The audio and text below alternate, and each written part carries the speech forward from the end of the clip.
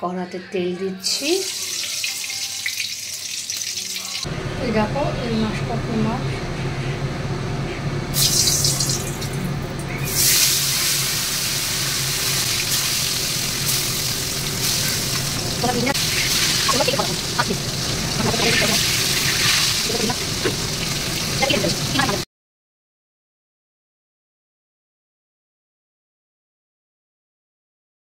মনে থাকছে তো।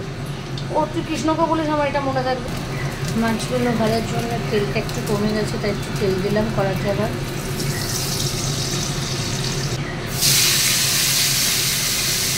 ফুলকপি নিয়ে নিচ্ছি, অল্প কটা ফুলকপি এটা নিয়ে আর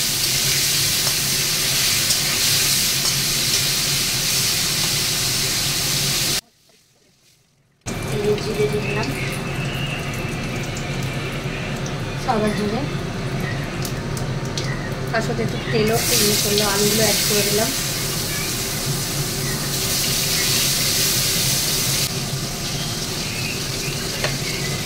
এর সাথে টমেটোটাও আমি অ্যাড করে দিলাম।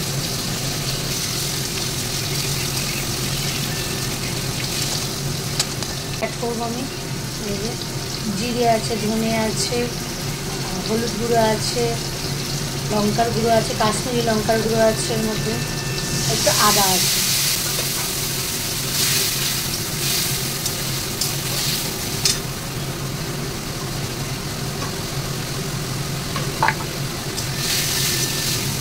নুনটাও এর মধ্যে দিয়ে দিয়েছিলাম।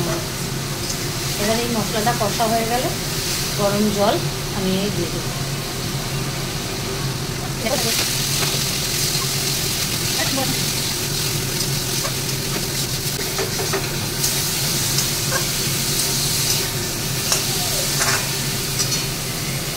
এই বাটি খাওয়া জলটা একটু দিলাম।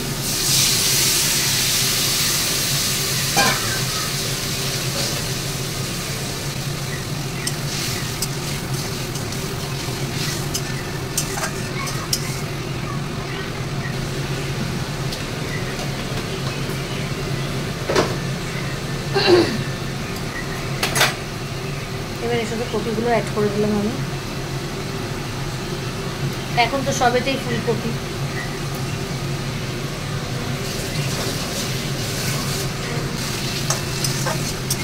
এবার গরম জল অ্যাড করতে হবে, মশলা একদম রেডি হয়ে গেছে।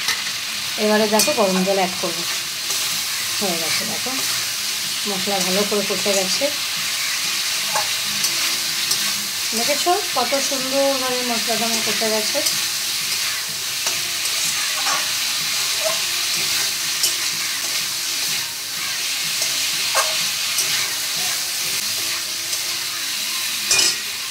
এবার জল দেবো, মশলায় গ্লাস ধরে কষে গেছে, এই গরম জল দেবো।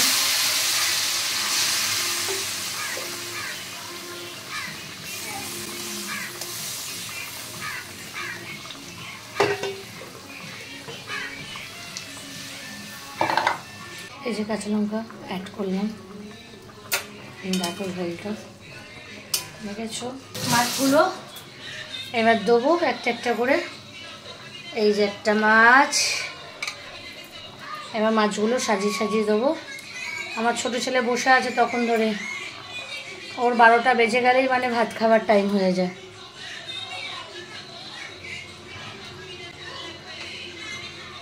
সকালে ওঠে তো স্কুলে যায়। হ্যাঁ হ্যাঁ দিচ্ছি, হয়ে গেছে। এই মাছগুলো ফুটে গেলেই নামিয়ে দেবো। এবার দেখো আমি একটু গাছও দেখাচ্ছি আমার। দেখো এখানে দুব্বো গাছ হয়েছে, এখানে এই যে দেখেছো কি সুন্দর। এই দেখো এখানে একটা গাছ, এখানে একটা গাছ, এখানে তার সাথে আবার লঙ্কা গাছও হচ্ছে, আরও গাছ হচ্ছে।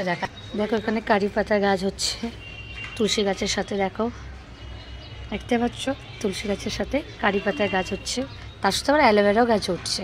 দেখো অ্যালোভেরা গাছের সাথে সাথে প্লাস লাইয়ের খোসা ফেলেছিলাম, তার থেকে দেখো চারা বেরিয়ে গেছে, দেখেছো।